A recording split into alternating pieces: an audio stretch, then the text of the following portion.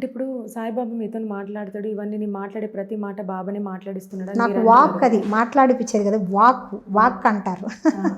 సరే. సాయిబాబాకి హారతి పాట ఉంటది. తెలుసు కదా! హారతి ఇచ్చేటప్పుడు. నాకు పెద్దగా నేనేం హారతీనమ్మా.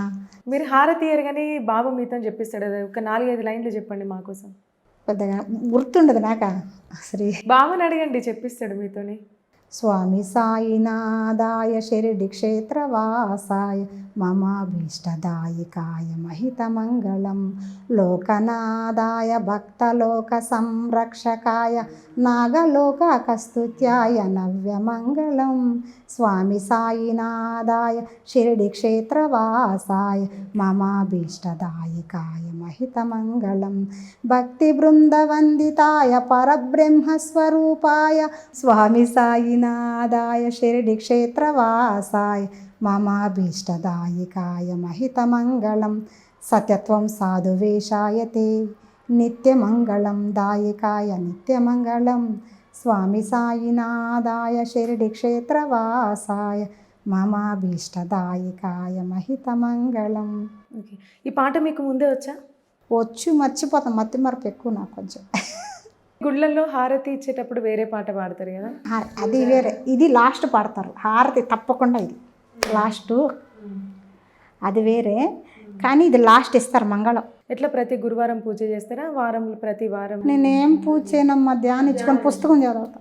ఓకే. పుస్తకం ఉంది కదా, సాయి లీలామృతం, అది ఇంకోటి చెప్తా. ఓం శ్రీ సాయినాథాయ అమృతవాక్య వర్షాయ సకల లోక పూజితాయ సర్వదోష నివారణాయ షిరిడి వాసాయ సాయినాథతే.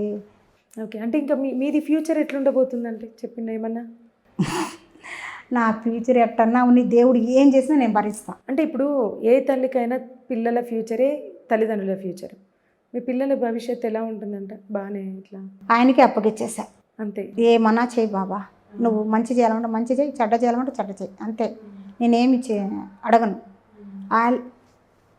ఒకటే భారం, తండ్రికి అప్పగిచ్చేసినాక, నాకు తండ్రి ఆయన, తండ్రికి అప్పగిచ్చేసా. ఆయనకి తెలియదు, నాకేం తెలుసు? ఏం తెలియదు. మంచిగా నడిపించాలన్న ఆయనే. కానీ నా బిడ్డలు తప్పుదారిని పోరు. ఇప్పుడు వరకు ఒక చెడు అలవాటు కానీ ఏది కూడా దేవుడి మీద భక్తితోనే ఉంటారు. సరే. అంటే ఇప్పటి నుంచి మీ దగ్గరికి వచ్చే భక్తులు అంటే ఎవరైతే అంటే సాయిబాబా భక్తులు మీ ద్వారా తెలుసుకోవాలనుకుంటున్నారు కదా, అంటే ఒక్కరికి 250 రూపాయలు తీసుకుంటా అని అంటున్నారు కదా? అవును. అంటే బాబా గారే మిమ్మల్ని అలా తీసుకోమని? అవునమ్మా. నాకు 20 సంవత్సరాలు ఫ్రీగా చేశా. చాలామంది ఎఫెక్ట్ నాకు తగిలింది, కింద పడిపోయా. ఎందుకు? వేరే వాళ్ళ ఎఫెక్ట్ ఎందుకు తగిలింది? అది ఖచ్చితంగా తగలద్ది. ఎందుకు? సాయిబాబా అంటే మీతో సాయిబాబా, ఇప్పుడు సాయిబాబాకే ఒకటి చెప్తాంటారా, సాయిబాబా మనిషే, దేవుడే కావచ్చు. మన పాపాలన్నీ ఆయన తగిలించుకుంటేనే, ఆయన అనుభవిస్తేనే మనం హ్యాపీగా ఉంటున్నాం. ఇప్పుడు నాకు మామూలుగా చెప్తాను, క్యాన్సర్ ఉంది, క్యాన్సర్ తగ్గించు బాబా అన్నప్పుడు, మన కర్మఫలం బాగలేనప్పుడు ఆ క్యాన్సర్, ఆ బాధ అనేది ఆయన అనుభవిస్తాడు.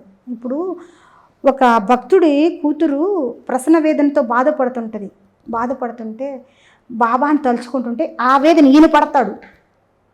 ఎవరు? బాబా పడతాడు ఆ ప్రసవం వేదలు. ఎందుకు? నా భక్తురాలకు నేను బాధ కలగకూడదు అని. మరి ఆ బాధ ఎవరు తీసుకున్నారమ్మా? బాబాకి అది తీసుకున్నాడు. నేను ఇప్పుడు నాకు ఈ నడుము నొప్పి తగ్గింది, సపోజ్ చెప్తున్నా, తగ్గిందంటే ఆయన భరిస్తేనే కదా నేను నాకు బాగుంది. అట్ట ఒక మనిషి కర్మఫలం అనేది ఇంకొకరు ఖచ్చితంగా వస్తుంది. నా జీవితంలో జరుగుంది.